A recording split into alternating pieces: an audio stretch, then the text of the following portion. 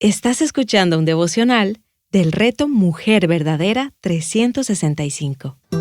Lucas 19 y 20. Escrito por Mirna Ortiz, leído por Mirna Ortiz. Jesús llega a Jericó. La multitud lo recibe, y entre ellos Zaqueo, nombre que significa justo. Parece irónico que un publicano, recaudador de impuestos, se llamara así. En la multitud, este hombre de baja estatura buscaba desesperado un lugar para poder ver a Jesús, así que sube a un árbol para verle. Al leer la historia completa podemos reconocer que Jesús fue a Jericó para hacer precisamente la razón de su ministerio en esta tierra: salvar a los pecadores y encontrar lo que se había perdido. Y ese era Zaqueo, un pecador necesitado de un Salvador. Zaqueo ofrece al Señor dar la mitad de sus bienes y restituir el mal que había hecho.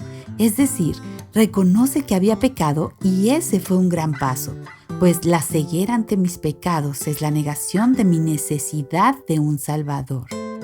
Zaqueo no se salvó por reconocer su falta o por las obras de restitución que podía hacer, sino porque tuvo fe, reconoció su necesidad de un Salvador, creyó en la palabra de gracia que escuchó de Jesús. Este es el motivo principal del ministerio de Cristo en la tierra y el centro del Evangelio.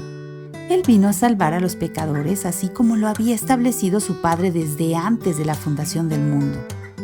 Este había sido el plan, aún antes de que por un hombre entrara el pecado. Romanos 5, del 12 al 21. Desde la eternidad pasada, Cristo puso su vida por nosotros. Sin merecerlo, Él cargaría con nuestros pecados y recibiría sobre Él el castigo que nosotros merecíamos. Tendría sobre Él la ira de Dios, pero antes vendría a llamar no a los justos, sino a los pecadores al arrepentimiento. De nuevo, vemos que el centro de este evangelio es Cristo y su obra redentora. Viene a salvar lo que se había perdido. ¿Y no somos tú y yo parte de ellos? Después de enseñar la parábola de las minas acerca de la fidelidad de los siervos, Jesús siguió su camino a Jerusalén.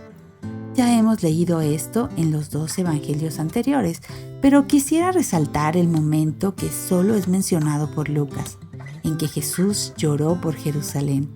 En el evangelio de Juan se menciona a Lázaro en el pasaje paralelo a este, Juan 12, del 12 al 19. Que fue por quien el Señor lloró en su muerte, siendo esa una de las 2 ocasiones en que se menciona que Jesús lloró. Su llanto por Jerusalén y sus palabras eran de lamento. Sabía la destrucción que vendría a ellos porque no reconocieron a su Mesías. Mientras el pueblo se regocijaba y gritaba con júbilo, su Salvador, su Mesías, lloraba por el mal que le acarrearía a esta ciudad por despreciar y no reconocer a su rey. Jesús siguió en Jerusalén, en el templo, sanando enfermos y afligidos, enseñando la palabra de Dios al pueblo, mostrando su autoridad, lo cual levantaba la ira de las autoridades, quienes buscaban tentarlo y atraparlo con preguntas. Pero ellos no serían los que le aprendieran y lo mataran. Sería él mismo quien entregaría su vida por aquellos que le vituperaban y se burlaban de él. Jesús continuaría enseñando a sus discípulos, sabiendo que nada estorbaría que cumpliera la tarea de redimir a su pueblo y establecer su reino. Para eso había llegado a Jerusalén, para morir y darnos vida. Hoy te invito a alabar a Dios por la salvación que ha traído a tu vida. Oremos por aquellos a nuestro alrededor que hoy necesitan reconocer su necesidad de salvación.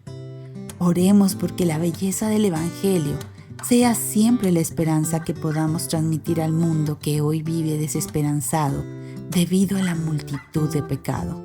Que seamos como Cristo enseñó a sus discípulos, a ser siervos fieles a su palabra y a todo lo que Él nos ha dado para la extensión de su reino. Para más recursos como este, visita nuestra página web avivanuestroscorazones.com.